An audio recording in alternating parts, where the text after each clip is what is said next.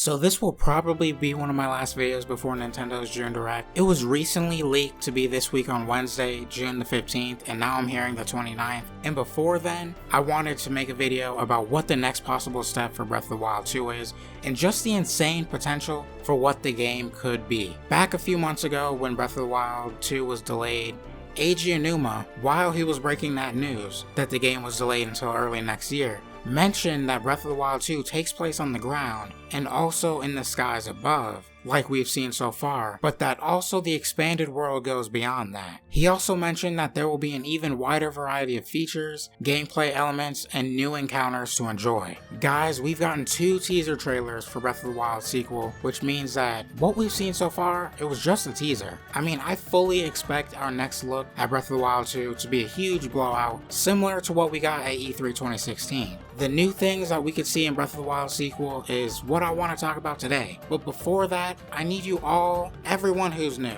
I need you all to look down, hit the like button, and subscribe for more videos like this. I enjoy making Zelda videos, even though I could be a little bit more consistent, and hopefully I'll do that coming up. But all of you, please, just subscribe. So I separated this video into a few sections of things that I think that we could see revealed in Breath of the Wild sequel during Nintendo's June Direct. A lot of these things are things that I think that we may see, or things that I think have a high chance of being revealed. So without further ado, let's get into it.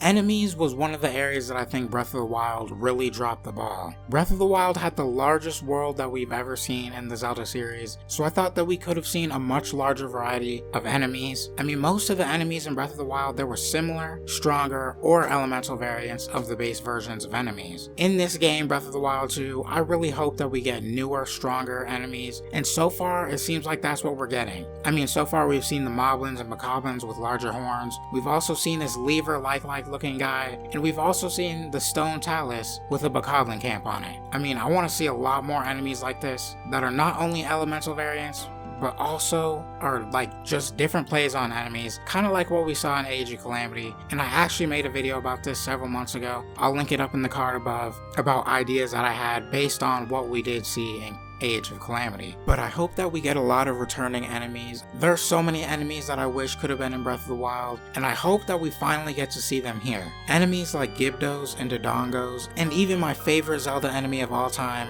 Darknuts. Another thing I hope to see is new overworld bosses and new variants of overworld bosses. If it can happen to the Stone Talus, then I'm pretty sure that other overworld bosses will be stronger and have some sort of gimmick to them. Just as long as they have a much larger variety of enemies, then I'll be just fine. A subterranean area was the first area that we saw back when Breath of the Wild 2 was revealed underneath Hyrule Castle, and that's why I think that there's a pretty good chance that Breath of the Wild 2 not only expands to the skies above, but to the world beneath. I think that the underground will not only have unique enemies, but will also have several dungeons that we'll find throughout the game. I just really want to see huge underground areas with a unique landscape, kind of like how we see with the glowing luminous stones in the first trailer. And the underground will probably also be filled with Zonai ruins like we saw in the first trailer. And I even think that we'll probably see a massive Zonai settlement that may or may not be inhabited. Perhaps a new race of creatures that we have never met before. But I think that the major influence underground will be the Zonai. And the reason that we didn't see traditional dungeons in Breath of the Wild is probably because most of them are located underground. I also believe that there's a good chance that we may even see more Divine Beasts that, who knows, perhaps there could have been prototypes that were still left underground that hadn't been excavated, or maybe they weren't even completed or anything. They could even be the ones that we saw concept art for that never came to Breath of the Wild officially. And something that I theorized in my Yiga Clan and Breath of the Wild 2 video, I think that we'll probably run into Master Koga underground, since at the end of that boss fight he fell into the pit in the Yiga Clan hideout. But whatever we get underground, I just hope that it's huge, I hope that it's extensive, and I hope that it's not limited to certain areas.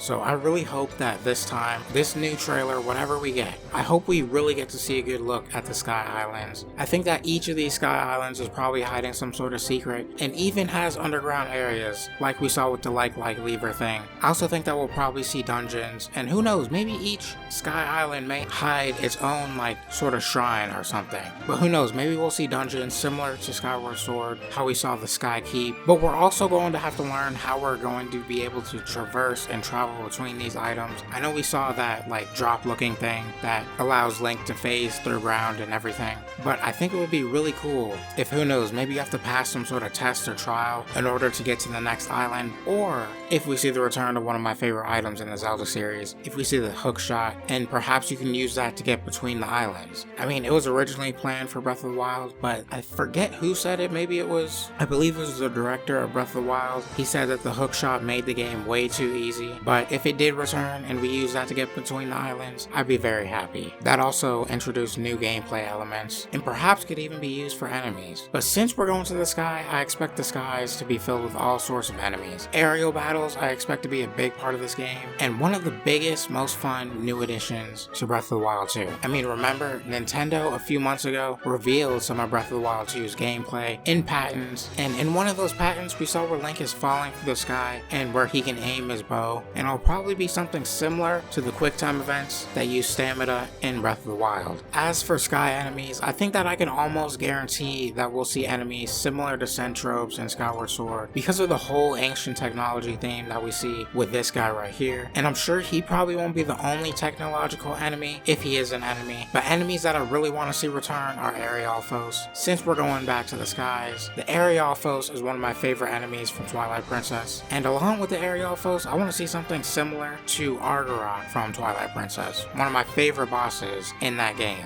I mean, there are a lot of enemies that we could see in Breath of the Wild 2, and I also hope that we see some like overworld bosses but in the sky. That would be really awesome. I'd like that. Like, who knows, maybe they could bring back the Helmarok King. But I just hope with the skies, I hope they're very, very populated with life and all sorts of enemies that are completely different and unique to the skies.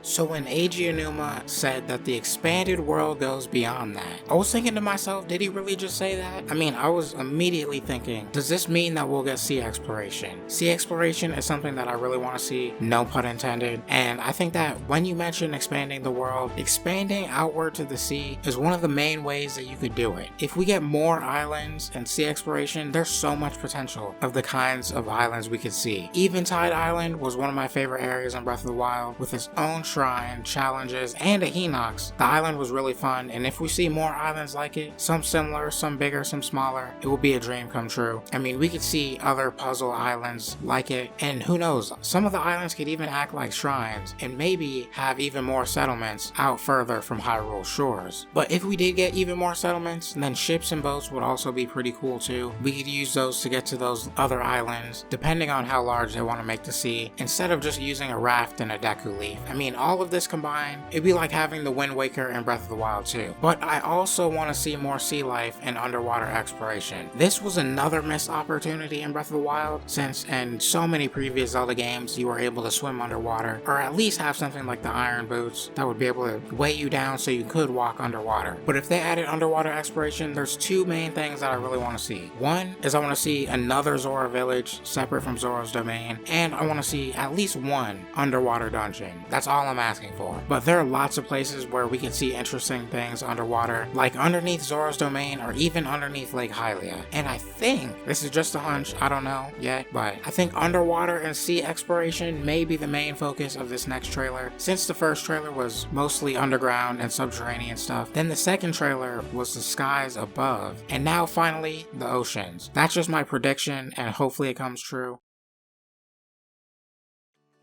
While these are a lot of things that I think we'll see for Breath of the Wild 2, I still think that we'll get a lot of other things, like finally getting a name drop for Breath of the Wild sequel, and who knows, maybe we'll get some amiibo, or maybe some special or master edition for Breath of the Wild 2, which I would love since I missed out on any sort of special edition for Breath of the Wild the first time around, and this time I'm gonna be on it. Can't let something like the Xenoblade situation happen to me, not with Zelda. But I wanna know, what do you guys think? Do you agree with the things that I stated here? Also tell me in the comment section below, what are your your wildest imaginations for Breath of the Wild 2. I think now is the time for us to go crazy with our expectations for Breath of the Wild sequel, since we are almost at Nintendo's Direct. Who knows if it's next week, or if it's this week, if it's a few weeks away. Who knows? Just like throw your wildest imaginations out there. I love speculating, I like seeing people's ideas. But even if most of the stuff I mentioned isn't here, I know that whatever we're going to get, I'm really going to enjoy. I always enjoy Zelda games. They're my favorite games of all time. But everyone, leave a like, comment, and subscribe for more content like this. I've been Bro Show, and I'll see you guys in the next episode.